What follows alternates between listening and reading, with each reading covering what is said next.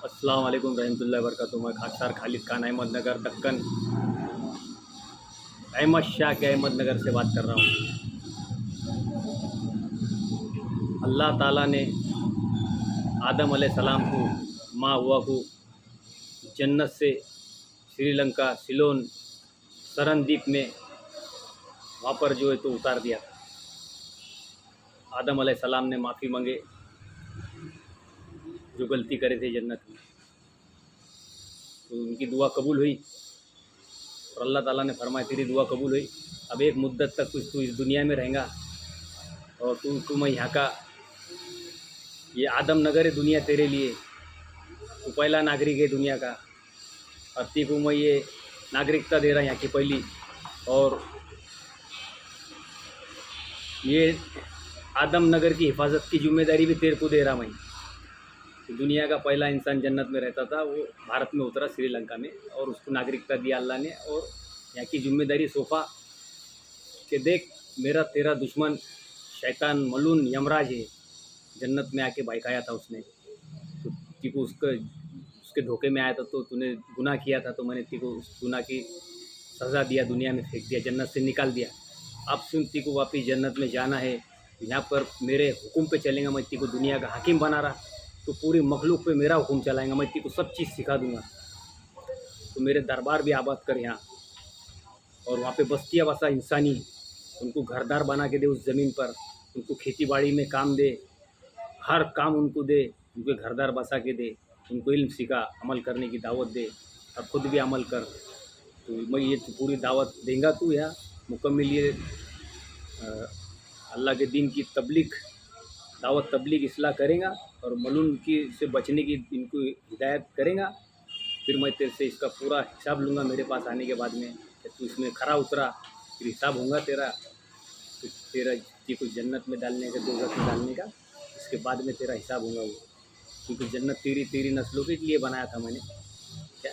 लेकिन अब को यहाँ ऐसा कुछ नहीं मिलेगा, पहले तू जन्नत में रहता था, आदम और हवा जन्नत में रहते, इसलिए इंसान क्या बोलते हैं कि किसी ने पूछा कि भाई हमारे माँ बाप कहाँ गए, बोले जन्नत ही हो गए, बोले इंतकाल हो गया, चले गए जन्नत। गैर कौम जो है हिंदू कौम भी, उनको पूछे भाई तुमच्या आई वडील कुठे गेले, स्वर्गवास झाला बोले त्यांच्या, तो स्वर्गवास झाला बोले, तो जन्नत से हमारे माँ बाप आए थे, इसलिए हमारे माँ बाप जो है जन्नत से आए थे दोनों, हम उनकी पूरी दुनिया में औलाद है। भाइयों ये ज़मीन बैतुल माल और वक़फ़ की इसको संभालने को दी हुई है। अभी ये जो वक़फ़ की ज़मीनों पे जो लोगों ने जिम्मेदारी ली है, ट्रस्ट बना के वक़फ़ बोर्ड बना के, इनको पगार दो 1-1 हज़ार रुपये महीना सिर्फ, और पूरी ज़मीन पे जो इंसानी मखलूक को बसाओ और उनको रोज़गार बना के दो, जैसा हमारे भारत की सरकार जैसी चला रही वैसी एक सरकार है वक़फ़। इस सरकार ने पूरे मुस्लिम समाज को जो तो नौकरियाँ रोज़गार और घरदार देना, टैक्स लेना 1000 रुपये सिर्फ, और ये किसी की ज़मीन नहीं है, ये गरीब इंसानियत की ज़मीन है, जिसमें हमारे गैर हिंदू भाइयों को भी देने का हुक्म है अल्लाह रसूल का। मदीना मक्का फ़तेह हुआ था जब हुज़ूर पाक सल्लल्लाहु अलैहि वसल्लम ने जो दावत तबलीग का काम पूरे उसके उम्मती के लिए किए थे, जो गैर भी थे, बेईमान भी थे, ईमान वाले भी थे, उनका गुजर बसर करने के लिए दुनिया सौंपी हुई है आदम अलैहिस्सलाम को, और मोमिनों को खास सौंपी हुई है अलग भाइयों, क्योंकि हमारे अब्बा मोमिन थे। और जितनों ने ये गलीस काम किए है, अल्लाह ताला फरमा रहा कि तुम दुनिया हद पाड़ के ऐसे गुनाह को लेके आओ, मैं माफ़ कर दूंगा तुम्हारे को। हमने गुनाह किए, हम गुनहगार हैं, हमने जन्नत में भी गुनाह किए थे, हमारे खमीर में गुनाह है क्या, तो हमको माफ़ी मांगना। और बैतुल माल जो अहमदनगर ज़िले का खालिद खान अहमदनगर दक्कन वाला इसका फाउंडेशन ट्रस्ट है, इसमें लाके जमा करना, हम पूरी कौम को बसाने की जिम्मेदारी ले रहे हैं, सब यहाँ ला के जमा कर हम ट्रस्ट में जमा करेंगे, और पूरी ज़मीनें ताबे में लेके बड़े बड़े colleges, university, Darul Uloom, technical college, medical college, science, दवाखाने, यतीम खाने, लंगर खाने, मुसाफिर खाने, और उम्मत को पूरे को घर, जिसको घर नहीं है सबको घर बनाने के देंगे हम। हाँ, और उनसे टैक्स लेंगे 1500 रुपये, क़यामत तक के वो लोग रहेंगे, क्योंकि उनके बाप की दुनिया है ये आदम अलैहिस्सलाम की। आदम अलैहिस्सलाम मोमिन थे और उनकी बाप के औलाद है ये, गैर भी और ईमान वाले भी।